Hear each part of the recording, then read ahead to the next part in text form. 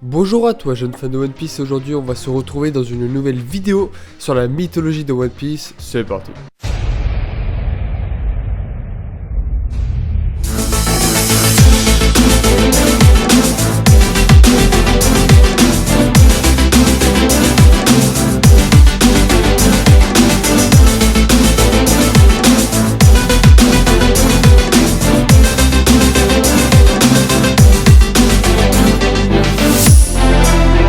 Avant que la vidéo commence, je t'invite à t'abonner et laisser un petit commentaire à la fin de la vidéo si elle t'a plu. Allez, on est parti. Je vais présenter cette vidéo en séparant les personnages et les pays où nous les avons vus dans One Piece. Comme ça sera plus simple. Ener. On va commencer cette vidéo en partant à Skypiea avec le tout-puissant Ener. Ce personnage a été inspiré du dieu Raijin, étant le kami du tonnerre. Il est accompagné d'un animal nommé Raiju, animal tonnerre, mais que nous ne voyons pas dans le manga. La grosse ressemblance avec Ener sont les tambours accrochés dans son dos. Les tambours du kami, du tonnerre, servent à reproduire le bruit du tonnerre et le faire tomber, un peu comme Ener sortant un dragon quand il est fait résonner. Genfor. Vous souvenez-vous de Genfor, ce personnage puissant, beau, et pas du tout viril, avec son cheval bizarre. Eh bien oui, il était inspiré d'un personnage de la mythologie s'appelant Saruta Hiko. Saruta Hiko était le puissant gardien du pont du ciel, qui relie le ciel et la terre. Il est décrit comme un homme au nez proéminent, barbu et armé d'une redoutable épée, Komura Saki. Notre voyage va continuer sur Wano Kuni, un chapitre qui n'a pas encore commencé dans les animés. Pour ceux qui suivent les scans, vous saurez de qui je parle, sinon retenez bien l'info que je vais vous donner. Ou si vous voulez pas vous faire spoil, passez directement à la minute que je vais vous montrer. Je vais parler de Komura Saki. Nous savons tous, enfin ceux qui ont lu les scans, que Komura Saki est la chanteuse masquée que nous avons aperçue dès le premier épisode de Wano Kuni. Si nous l'avons aperçue dès le premier épisode, cela veut dire qu'elle sera plutôt un personnage important dans l'arc de Wano Kuni. J'ai trouvé à qui était associé Komura Saki dans la mythologie japonaise. Avez-vous déjà entendu parler de Tamamo no Mae? C'était une femme dans la mythologie qui avait été exposée parce qu'elle était une renard à 9 queues travaillant pour un daimyo maléfique. Et je parle pas de Kyuubi pour les fans de Naruto. Tamamo no Mae a été tué par un célèbre guerrier nommé Miura no Suke qui travaillait aussi pour le daimyo. Eh mais attends, Komura Saki ne se serait pas fait tuer il y a peu par un guerrier travaillant pour Orochi? Eh bien si, tous les éléments sont là et les théories peuvent enfin apparaître. Si Komura possède le pouvoir à 9 queues, je ne pense donc pas qu'elle soit déjà morte mais à ressusciter. C'est un personnage trop important pour mourir aussi vite. Nous avons bien vu comment le pouvoir à 9 queues de Kyuubi était puissant dans Naruto, alors pourquoi ne pourrait-il ne pas l'être dans One Piece? Orochi.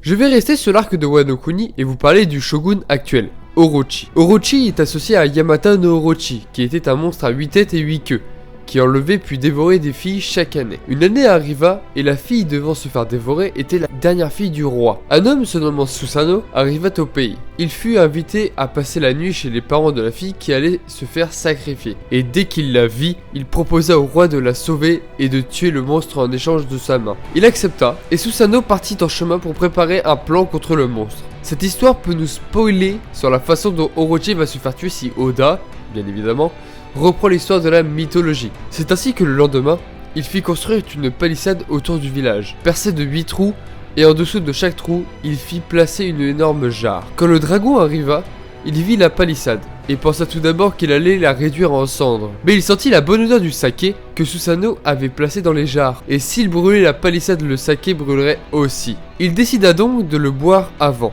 En effet, dans chacun des 8 trous de la palissade, il avait juste la place de passer une de ses têtes. Il avait presque fini de boire quand Susanoo le provoqua au combat. Le dragon se mit à rire, pensant qu'il n'en ferait qu'une bouchée, mais il sentit la tête un peu lui tourner. L'alcool ralentissait ses réflexes, et Susanoo put esquiver toutes ses attaques et finir par lui trancher ses 8 têtes. Dans une de ses queues, il trouva une épée magique qui fut nommée Kusanagi. Peut-être que ce sera Zoro qui jouera le rôle de Susanoo dans cette histoire, surtout avec l'histoire du saké et de l'épée dans la queue du monstre. C'est impressionnant le nombre de références que nous pouvons trouver dans One Piece en rapport avec la mythologie, et je pense que Wano Kuni sera l'arc avec le plus de références.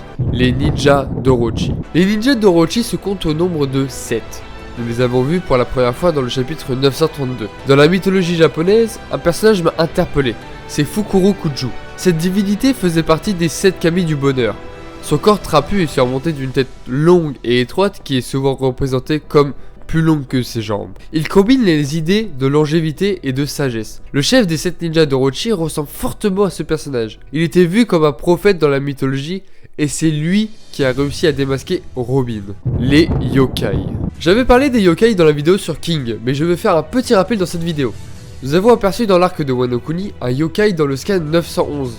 Les yokai sont des créatures surnaturelles, présentes dans le folklore japonais. Ils apparaissent principalement sous la forme humaine ou animale ou bien un mélange des deux. Otoko. Otoko était une petite fille que nous avons rencontrée dans Wano Kuni souriant H45. Nous avons appris depuis peu que son père était Yatsu.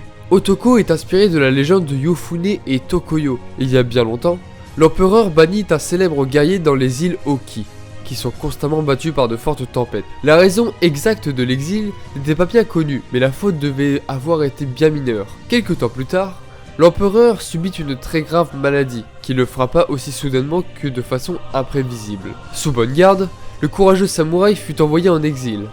Il partit, laissant derrière lui sa fille bien-aimée, Tokoyo. Tokoyo a pleuré, mais elle était une femme courageuse, et bientôt, elle eut l'intention de retrouver son père. Pendant des semaines, elle voyagea le long de la côte de l'île d'Honshu, avant de parvenir dans la province d'Oki, au nord. Toute cette histoire ressemble à celle de Otoko, ne se souvenant pas de qui était son père, et quand elle le vit se faire exécuter, les souvenirs sont revenus et elle est partie à son secours.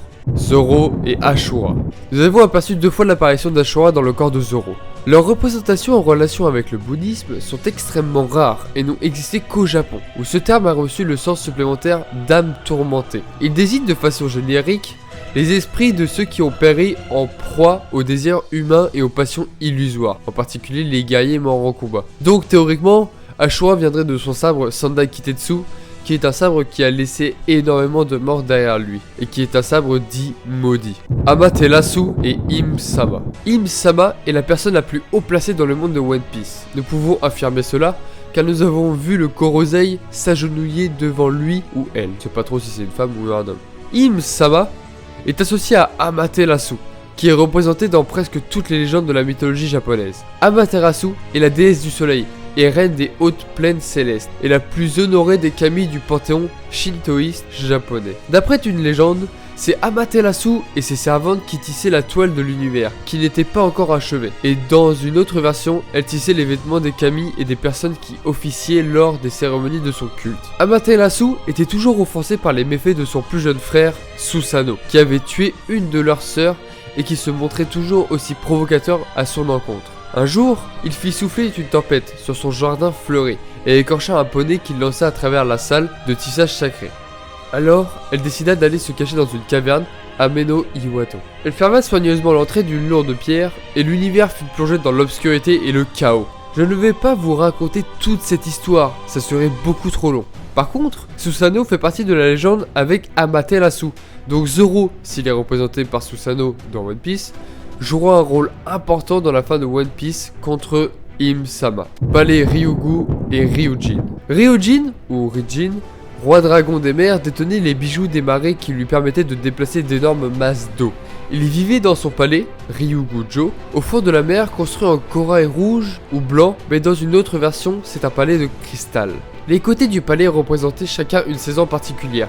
De plus, une seule journée équivalait à un siècle sur Terre. Un jour, la fille du roi dragon demanda un fouet de singe. Elle trouva facilement un singe qui accepta rapidement l'invitation de visiter le royaume sous-marin du roi dragon. La fille lui expliqua la raison réelle de l'invitation. Le singe comprit le danger qui le guettait et lui dit que son fouet était si lourd qu'il l'enlevait normalement pendant la journée et qu'il le rangeait dans un arbre. Cette histoire fait très penser à One Piece, avec Shirahoshi demandant à Luffy de l'emmener dans la forêt pour voir la tombe de sa mère, et bien évidemment la représentation de Luffy en singe. Donc voilà les gars, c'est tout pour cette vidéo sur la mythologie japonaise et One Piece.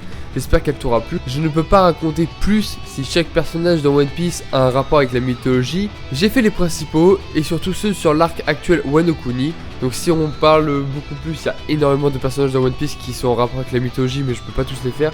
Donnons un exemple, il y a encore Wadatsumi. Wadatsumi en fait qui est un courant marin qui peut contrôler les mers. Et Wadatsumi dans One Piece c'est un monstre marin qui est avec Odi et ensuite qui rejoint Jinbei. N'hésite pas à t'abonner et laisser un petit like et je te dis à la fois prochaine sur la chaîne du grand Itoyu-san. À la prochaine.